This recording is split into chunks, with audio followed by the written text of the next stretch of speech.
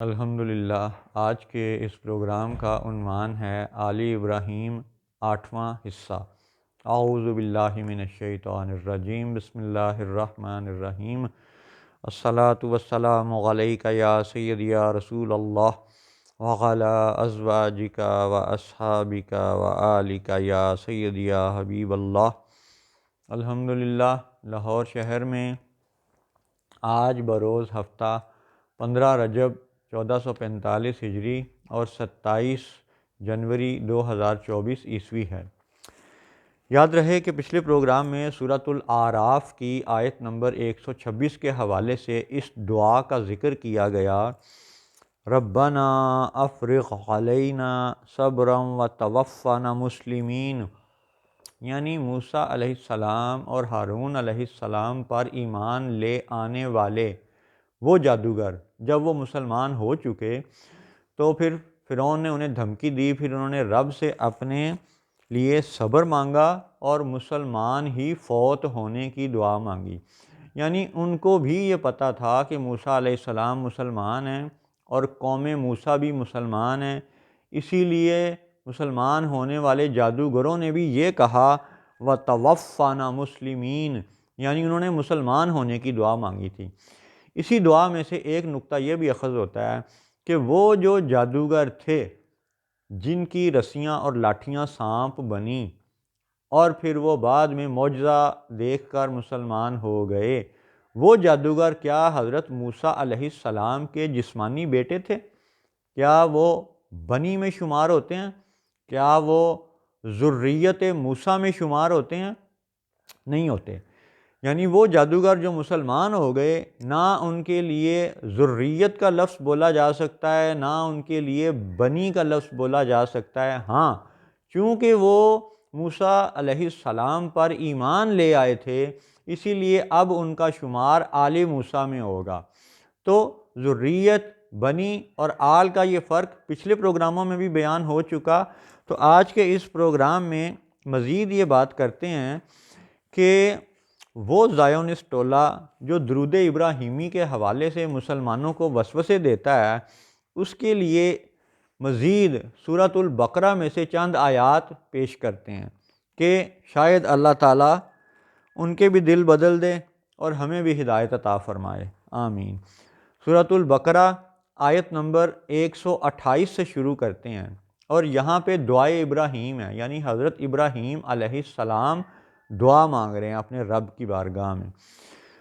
سنیے، ربنا وجعلنا مسلمین لک ومن ذریتنا امۃ مسلمۃ لک وارنا مناسکنا وتب علینا انک انت التواب الرحیم۔ اے رب ہمارے، ہمیں مسلمان بنا اپنے لیے اور ہماری اولاد میں سے ایک امت تیری فرما بردار یعنی مسلمان، اور ہمیں ہماری عبادت کے قاعدے بتا، بلکہ لفظ ارینا دکھا، اور ہم پر اپنی رحمت کے ساتھ رجوع فرما۔ یہ تھا جی آیت 128 کا ترجمہ۔ اور سادہ سا اردو عربی سمجھنے والا مسلمان یہ جان سکتا ہے کہ حضرت ابراہیم علیہ السلام وہ کیا عرض کرتے ہیں رب کی بارگاہ میں، ربنا وجعلنا مسلمین لک، مسلمان ہونے کی دعا مانگتے ہیں، یہودی ہونے کی دعا نہیں مانگتے۔ اور اپنی اولاد کے لیے کس خواہش کا اظہار کرتے ہیں، وَمِن ذُرِّيَّتِنَا أُمَّةً مُسْلِمَةً لَكَ، یعنی اپنی ذریت کے لیے بھی، اپنی جسمانی اولاد کے لیے بھی مسلمان ہونے کی بات کرتے ہیں، یہودی ہونے کی بات نہیں کرتے۔ اچھا، اب یہاں پہ اگر کوئی شخص یہ کہے کہ جی جودہ تو یعقوب علیہ السلام کا بیٹا تھا، تو جودائزم اور یہودی یہ تو آل یعقوب اور آل اسرائیل کی نسبت سے ہے، تو چلیں ٹھیک ہے، سورۃ البقرہ کی آیت 128 پڑھی گئی، اسی کو آگے ہم آل یعقوب اور بنی یعقوب یا ان کی حضرت اسرائیل علیہ السلام کی اولاد تک کی جو آیتیں ہیں، آگے ان کو بھی تھوڑا تھوڑا دیکھ لیتے ہیں۔ آیت 128 میں ایک تو یہ کہ انہوں نے مسلمان بنائے جانے کی دعا کی، اور پھر مناسک دکھانے کی دعا کی۔ اور یاد رہے کہ صفا اور مروہ یہ حج کے ارکان ہیں، اور یہ سورۃ البقرہ کی آیات ہیں۔ قرآن و حدیث سے ثابت ہے کہ صفا اور مروہ یہ دونوں ارکان حج ہیں، عمرے کے رکن ہیں، صفا سے مروہ کی سعی لازم ہے۔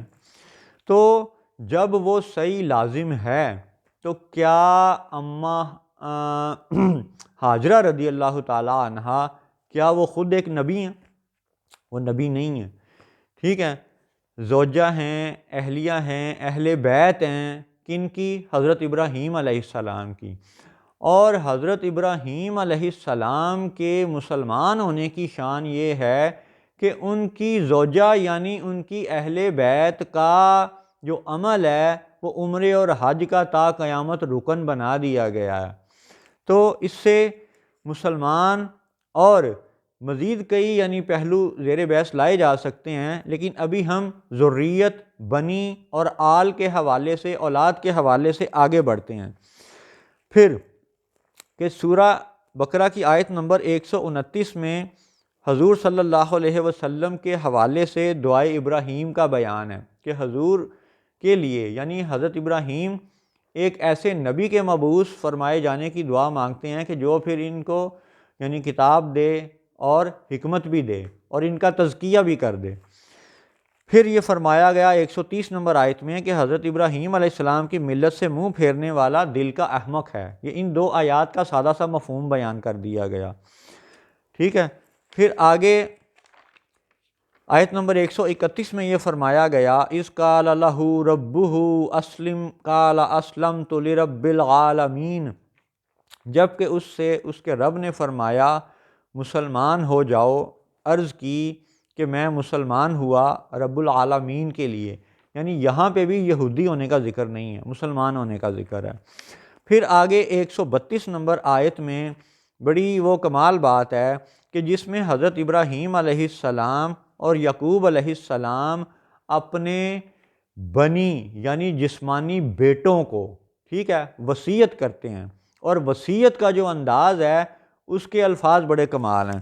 اب سنیے آیت نمبر 132 سورہ بقرہ، وَوَصَّىٰ بِهَا إِبْرَاهِيمُ بَنِيهِ وَيَعْقُوبُ یا بنی ان اللہ اصطفیٰ لکم الدین فلا تموتن الا وانتم مسلمون، اور اسی دین کی وصیت کی ابراہیم نے اپنے بیٹوں کو اور یعقوب نے کہ اے میرے بیٹو، بے شک اللہ نے یہ دین تمہارے لیے چن لیا تو نہ مرنا مگر مسلمان۔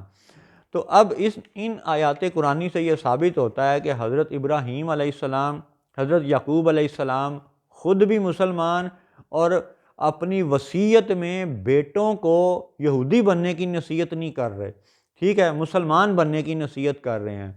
لہٰذا قرآن سمجھنے کے سب سے زیادہ جو دعوے دار ہیں وہ مکہ کے سعودی وہابی ہیں اس وقت، اور ان سے پھر سے یہ عرض کیا جا رہا ہے کہ ریالوں کی تنخواہ پہ پلنے کی بجائے اللہ اور رسول کے معاملات پر نظر کرو، رزق تمہارا بند نہیں ہوگا، یہ اللہ کا وعدہ ہے رزق کا، وہ رب العالمین ہے۔ قرآن کی پہلی آیت ہی یہی ہے کہ الحمدللہ رب العالمین۔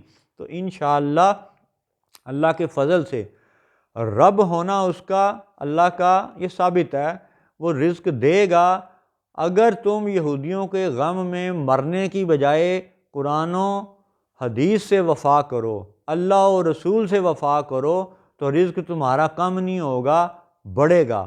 اور ہاں یہ کہ ایسے اسلامک زائونسٹ لوگ جو درود ابراہیمی میں اولاد ابراہیم کے حوالے سے یہودیت کا وسوسہ ڈالتے ہیں مسلمانوں کے دلوں میں، تو وہ بھی سن لیں کہ سورۃ البقرہ کی آیات 128 سے 132 تک یہ بڑا واضح ثبوت ہے کہ حضرت ابراہیم علیہ السلام، حضرت یعقوب علیہ السلام وہ سب مسلمان اور اپنے بنی یعنی بیٹوں کو مسلمان ہونے کی وصیت کرتے ہیں، یہودی ہونے کی نہیں۔ السلام علیکم ورحمۃ اللہ وبرکاتہ۔